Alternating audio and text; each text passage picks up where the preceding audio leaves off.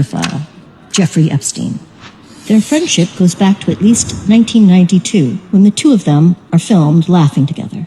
Trump can be seen making friendly conversation with Epstein in between clips of Trump smiling and dancing with a group of young women at his Mar-a-Lago resort in Florida. The following year, they attend a cafe opening together, and a month after that, Trump invites Epstein to his wedding. In 1995, a young woman called Maria Farmer is working for Epstein in Manhattan.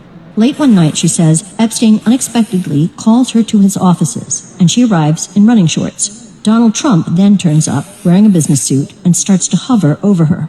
Ms. Farmer feels scared as Trump stares at her bare legs. Then Epstein enters the room, and she recalls him saying to Trump, "No, she's not here for you."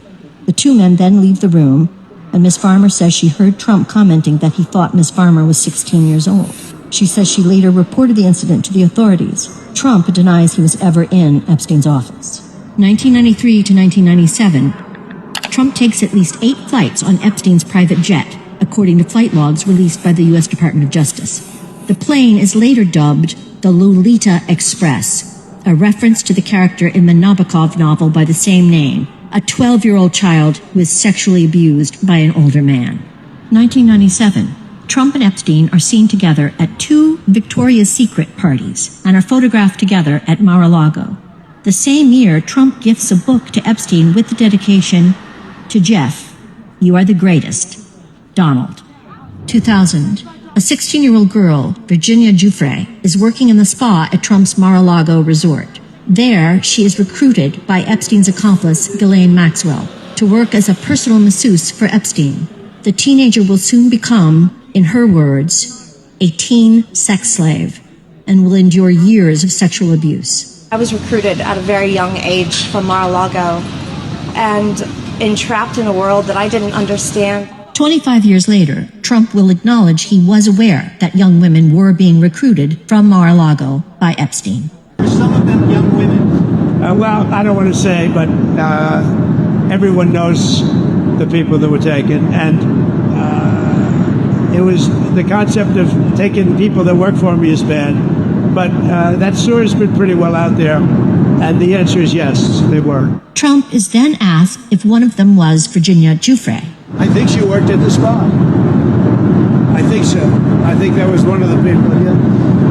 He stole her. 2 years later, after Giuffre was recruited from his club by Epstein and Maxwell, Trump tells New York Magazine he thinks that Epstein is a, quote, terrific guy, and that they have known each other for 15 years. He's a lot of fun to be with, Trump says. It is even said that he likes beautiful women as much as I do, and many of them are on the younger side. 2003. Trump draws a message in a book made for Epstein's 50th birthday. The drawing depicts a woman's breasts and is accompanied by text written by Trump to Epstein that includes the line, quote, "We have certain things in common, Jeffrey," end quote. Trump signs off by saying, quote, "Happy birthday, and may every day be another wonderful secret." A Donald signature is written in the place of pubic hair. 22 years later, Trump will begin legal action against the Wall Street Journal over their reporting of the drawing, claiming it doesn't exist. Epstein's estate then releases the drawing to Congress. Another entry in the birthday book contains a photo of Epstein holding a novelty check bearing Donald Trump's signature, along with a note suggesting Epstein, quote-unquote, sold Trump a woman for $22,500. It's unclear if the photo and accompanying note is a joke or not. 2004. The two men fall out, and their close relationship ends. The reason for their estrangement? They both tried to buy the same Palm Beach mansion. 2005. Police in Palm Beach begin investigating Epstein after a 14-year-old child reports he molested her at his mansion. 2008. Epstein pleads guilty to state charges in Florida, including procuring a child for prostitution and solicitation of prostitution. The sweetheart plea deal, agreed by U.S. Attorney Alex Acosta, includes a non-prosecution agreement giving Epstein immunity from possible federal charges. He is sentenced to just 18 months in jail. Under the plea deal, Epstein is allowed to be out of jail from 8 a.m. to 8 p.m. 6 days a week and has his own driver to take him to and from his office. 2010. In a legal deposition, Epstein is asked about his relationship with Donald Trump. Have you ever had a personal relationship with Donald Trump? What do you mean by personal relationships? Have you socialized with him? Yes, sir. Yes? Yes, sir. Have you ever socialized with Donald Trump in the presence of females under the age of 18?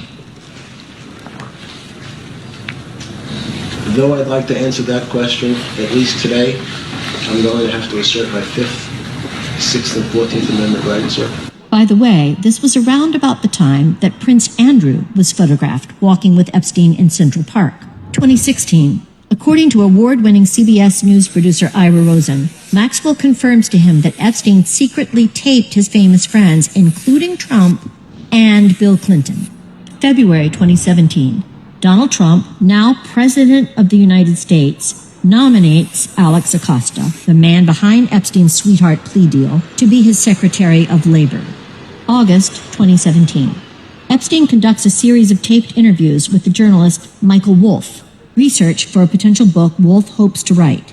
In the interviews, Epstein claims Trump first slept with Melania on the Lolita Express and also says he was Trump's closest friend for a decade. So how do you know this? That was close to straight. July 2019. Epstein is arrested in New York on federal sex trafficking charges. The truth about his decades-long history of child abuse is finally being widely reported. A month later, he is found dead in his jail cell. His death, a suicide. 2020. Maxwell is charged with federal crimes for helping recruit underage girls for Epstein and participating in the abuse herself. Trump is asked about the charges and replies, I just wish her well, frankly.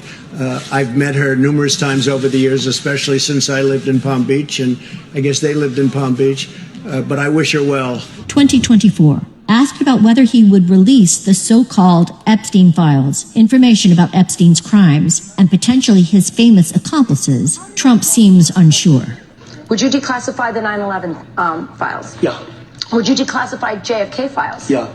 Would you, I did a lot of it. Would you declassify the Epstein files? Yeah, I would. All right. I guess I would. I think that less so because, you don't know.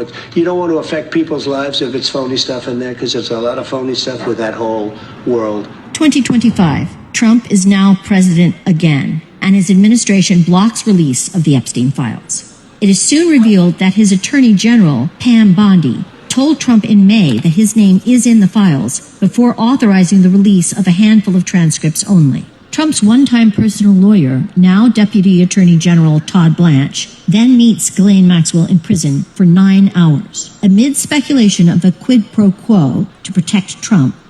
Days later, Maxwell is moved to a low-security prison famous for its comfortable conditions and known as Club Fed. This is what we know. The President of the United States was a longtime close friend of America's most notorious child sex trafficker. He's alleged to be mentioned numerous times in the files arising from the investigation into that child sex trafficker. And now he is back in office. The U.S. federal government appears to be doing all it can to prevent the American public from learning fully about the president's relationship with the country's most notorious child sex trafficker. Now that president, Donald Trump, is sleeping here in Windsor Castle.